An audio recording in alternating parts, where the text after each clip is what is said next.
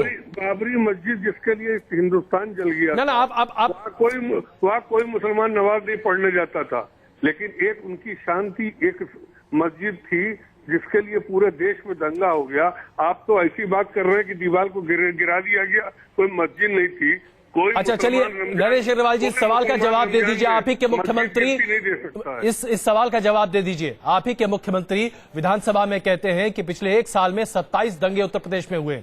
लखनऊ में 4 दिन पहले 2 समुदाय के बीच में दंगे 3 दिन तक होते रहे हैं। कितने अधिकारियों को आप लोगों ने डिसमिस या सस्पेंड किया? देखिए वो मैटर, इस मैटर दोनों को अंतर आप समझ नहीं, आप अंतर वो मैटर, लखनऊ का मैटर शिया सुन्नी का दंगा है, वो लखनऊ के हिस्ट्री में रहा है। नहीं, और 27 दंगे जो राज्य में हुए उसके लिए किसको बर्खास्त किया या किसको सस्पेंड किया? दंगे में जो दोषी थे उन पर कार्रवाई भी हुई है। यही तो बात है ना, यही बात है, यही सवाल हम पिछले 24 घंटे से लगातार उठा रहे हैं। कार्रवाई हुई है नरेश अग्रवाल जी, यही सवाल हम अगर मायावती जी दौरे पे जाती थी जी और डीएम को नाली साफ न होते वही सस्पेंड कर देती थी जी, तब आपकी मीडिया वाले कभी नहीं। बिल्कुल, उस समय भी ये खबरें उठती थी राज में। नरेश अग्रवाल जी, उस समय भी ये खबरें उठती थी। गैर कानूनी तरीके से अगर कोई व्यक्ति कोई कार्य करता है तो जाहिर सी बात है सवाल उठेंगे। अब कानूनी और गैर कानूनी आप ही लोग तय कर लेंगे तो हम लोग बेकार है, सरकार बेकार चुनी जाती। अब तो मीडिया ट्रायल कर लेता, सजा भी दे देता, बस जेल नहीं भेजता। चलिए, अगर आपको लगता है कि ये मीडिया ट्रायल की बात है, हम लोग काहे के लिए? नरेश अग्रवाल जी, अगर आपको लगता है ये मीडिया ट्रायल की बात है, अशोक खेमका जी इस वक्त, सुनिए ना, अशोक खेमका जी इस वक्त हमारे साथ हैं। उनकी निष्पक्षता और कार्यक्षमता पर अशोक खेमका जी ने हरियाणा में जो किया, हरियाणा ने उनको बता दिया है। अशोक खेमका के रिकॉर्ड न बताइए, वो बड़े निष्पक्ष, बड़े ईमानदार, जिसके खिलाफ कार्रवाई हो उसको आप लोग बड़ा निष्पक्ष ईमानदार। हमने बड़े आईएएस ईमानदार देखे, सबको मलाईदार पोस्टिंग के लिए मैंने चाटुकारिता भी करते देखा। छोड़िए सब बातों का है, न मैं खामखा से बात करना चाहता हूँ न मैं उनकी बात सुनना चाहता हूँ। चलिए नरेश अग्रवाल जी, बहुत धन्यवाद न्यूज नेशन से बात करने के लिए।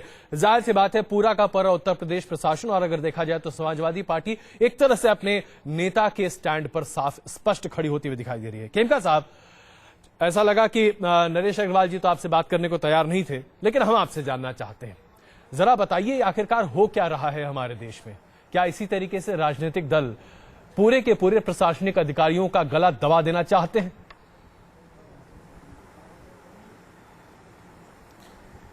देखिए अजय जी, एक बात है इसमें कि इसमें हमें नौकरशाह, अफसरशाह और राजनीतिज्ञों का विभाजन नहीं करना चाहिए। सरकार क्या है? सरकार कोई जरूरी नहीं कि मुख्यमंत्री है, सरकार है कानून का राज। जो कानून बनता है वही सरकार है।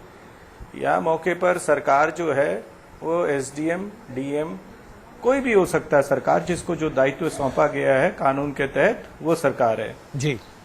अब यहाँ पर देखिए, एक तो होता है कि उदारवाद से प्रशासन चलता है जी। उदारवाद में अगर मान भी लिया जाए, जबकि मैं नहीं मानता कि इस बच्ची का दोष था जी, तो रामधारी सिंह दिनकर जी की एक पंक्ति है कि क्षमा क्षोभती उस भुजंग को जिसके पास गरल हो।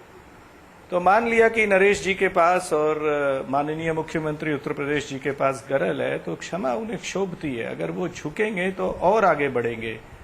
और एक गलत उदाहरण को पर्याय लेकर के ये कहें कि उस गलत के खिलाफ कोई कार्रवाई नहीं हुई तो आप हमारे गलत के खिलाफ क्यों बोल रहे हैं, ये प्रजातंत्र में बहुत अच्छा उदाहरण नहीं है। फिर तीसरी सरकार आएगी, वो कहेगी कि 2 सरकारों ने गलत किया, उनके खिलाफ आपने नहीं किया तो हमारे खिलाफ क्यों नहीं बोल रहे। ये सही नहीं है जी। आप मेरिट पर आइए यहाँ पर जी। देखिए, खनन के खिलाफ उस बच्ची ने बहुत ज्यादा, वो बच्ची जो है नरेश जी की पुत्री से भी छोटी होगी और अखिलेश जी से 12-13 साल कम से कम उनकी छोटी बहन के समान है जी।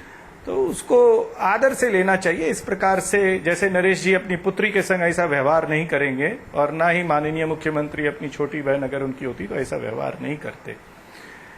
तो खनन माफिया, जो खनन माफिया था, इस महिला ने इतनी बहादुरी से कार्य किया जी। मैं अपने 22 साल के तजुर्बे में कह सकता हूं कि मैं उस उम्र में उतनी बहादुरी से काम नहीं कर सकता। ना नरेश जी अगर उनके पद पर होते और उस उम्र के होते और माननीय मुख्यमंत्री भी उस उम्र के होते, उस पद पर होते, तो इतनी बहादुरी से और इतनी निर्भयता से वो कार्य नहीं कर सकते। वो महिला सिर्फ अपनी ड्यूटी कर रही थी। नरेश जी कह रहे थे कि आईएएस अफसरों को देखा है पद के लिए चाटुकारिता करते हैं जी। बिल्कुल सही कह रहे हैं, उसमें कोई दो राय नहीं है। जी। लेकिन जो चाटुकारिता महिला, ये चाटुकारिता वाली महिला नहीं थी, वो अपनी ड्यूटी निभा रही थी। जी। अब मस्जिद की जो दीवार थी वह मस्जिद नहीं थी, जो जी। दीवार बन रही थी उस दीवार की स्थिति क्या थी? देखिए, सुप्रीम कोर्ट का 2009 का फैसला है कि किसी भी पब्लिक प्लेस पर जी। रिलीजियस स्ट्रक्चर किसी भी डिनोमिनेशन का बने वो इलीगल है जी। और उसको तुरंत जो है पब्लिक सर्वेंट को या जो जिला प्रशासन को कार्रवाई करके उस एनक्रोचमेंट को उसमें आने से रोकना है। जी। वो सुप्रीम कोर्ट के दिशा निर्देशों का वो बच्ची पालन कर रही थी। जी। अब सुप्रीम कोर्ट का दिशा निर्देशों का पालन नहीं करने के लिए हाई लेवल की मीटिंग पर वो हाई लेवल का डायरेक्शन ले और जी। उनके कहे वो चले, जी। ये गैर कानूनी है। बिल्कुल। तब वो जन सेवक नहीं, जी। वो व्यक्ति की सेवक बन जाती। जी। जैसे अधिकतर आईएएस अफसर हैं, जी। वो जन सेवक नहीं है, जी। वो किसी व्यक्ति विशेष के सेवक हैं। जी। वैसे ही ये बात इलेक्टेड रिप्रेजेंटेटिव पर है। बहुत बिल्कुल। लोग अपने नहीं, आपने माफ कीजिएगा खेमका साहब, अंतरात्मा के अनुसार काम नहीं करते। जी। ने आपने जो मुद्दा उठाया ये अपने आप में बहुत ही ज्यादा प्रभावशाली, इसमें कोई शक नहीं है कि आईएएस और तमाम अधिकारियों के बीच में कुछ ऐसे लोग हैं जो आज भी अपनी अंतरात्मा की आवाज पर चल रहे हैं। हम दरअसल अपने दर्शकों को एक और रिपोर्ट दिखाना चाह रहे हैं कि दुर्गा शक्ति नागपाल के निलंबन का श्रेय लेने में समाजवादी पार्टी के नेता नरेंद्र भाटी ने जरा भी कोताही या देरी नहीं बरती, जिसके बारे में अभी हमने नरेश अग्रवाल जी के सामने नमूना रखा था। भाटी ने दावा किया कि जैसे ही कार्रवाई की दुर्गा शक्ति ने, उसके 41 मिनट, जी हां 1 घंटा भी पूरा नहीं हुआ था, 60 मिनट भी पूरे नहीं हुए थे, और उनकी सिफारिश के बाद उत्तर प्रदेश सरकार ने दुर्गा शक्ति को सस्पेंड कर दिया, निलंबित कर दिया। और इस क्रेडिट को लेने में, इस बात को अपने सर पर ले और फक्र से कहने में भाटी साहब को जरा भी शर्म महसूस नहीं हुई। एक पब्लिक मीटिंग में उन्होंने इन तमाम बातों को सामने रखा। लेकिन यह बात अलग है कि जैसे ही पत्रकारों ने इस मुद्दे पर अपनी बात सामने रखी, तमाम टेलीविजन स्टेशंस पर इसकी बातें दिखने लगी, उस बात को सामने रखा गया, तो भाटी साहब ने वही किया जो आमतौर पर राजनीतिज्ञ करते हैं, अपने बयान को बदल दिया, यू टर्न ले लिया। देखिए रिपोर्ट। मैंने माननीय मुलायम सिंह जी से बात हुई है, 10:30 पे माननीय अखिलेश जी से बात हुई है और 11:11 पे एसडीएम का सस्पेंशन ऑर्डर कलेक्टर के यहाँ रिसीव हो गया। 10:30 और 11:11 41 में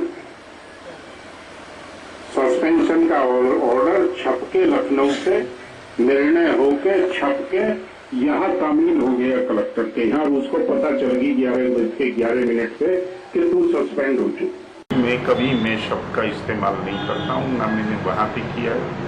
आज जो प्रिंट मीडिया में भी छपा है गलत, और जो मीडिया इलेक्ट्रॉनिक मीडिया जिस तरीके से तोड़ मरोड़ के पेश कर रहा है उसको मैं अच्छा नहीं मानता। आईएएस अधिकारी दुर्गा शक्ति नागपाल को महज 41 मिनट में निलंबित करवाने का दावा भरी सभा में करने वाले यूपी एग्रो के चेयरमैन नरेंद्र भाटी अब अपनी ही बात से पलट गए हैं। भाटी का कहना है कि उनका बयान तोड़ मरोड़ कर पेश किया गया है। गुरुवार को एक जनसभा को संबोधित करते हुए उन्होंने कहा था कि मुख्यमंत्री अखिलेश यादव से बात कर उन्होंने ही महज 41 मिनट में आईएएस अफसर दुर्गा का सस्पेंशन करवाया था। दुर्गा पर जिस मस्जिद की दीवार को गिराने का आरोप लगाते हुए सांप्रदायिक सद्भाव बिगाड़ने की कोशिश करार दिया गया है। बताया जाता है कि नरेंद्र भाटी ने ही विवादित मस्जिद का शिलान्यास किया था। हालांकि भाटी ने इससे इनकार किया और कहा कि उन्होंने सिर्फ लोगों को सहयोग के लिए 51,000 रुपए दिए थे। भाटी अब भले ही अपने बयान से मुकर रहे हों, लेकिन उनके बयानों से सियासत एक बार फिर से गर्मा गई है और अखिलेश सरकार पर विपक्ष के हमले तेज हो गए हैं। कांग्रेस ने इसे शर्मनाक बताते हुए सरकार से भाटी के दावों की जांच की मांग की है। अब उन्होंने कहा है वो हरिश्चंद्र हैं क्या? मैं तो ऐसे दावों को गंभीरता से लेता नहीं, लेकिन अगर इसमें जरा भी सच्चाई है तो शर्मनाक बात है। और उनके मुख्यमंत्री जी को या तो उस नेता के खिलाफ अपनी पार्टी की कार्रवाई करनी चाहिए कि उसने ऐसा दावा क्यों किया, और अगर उसमें सच्चाई है तो फिर उनको निष्पक्ष जांच करके उस अधिकारी के साथ न्याय करना चाहिए। कहा जा रहा है कि ज्यादातर अवैध खनन का काम नरेंद्र भाटी के लोग ही कर रहे थे और वो दुर्गा की कार्रवाई से चिढ़े हुए थे, इसलिए निलंबन के इस खेल में नरेंद्र भाटी का ही हाथ है।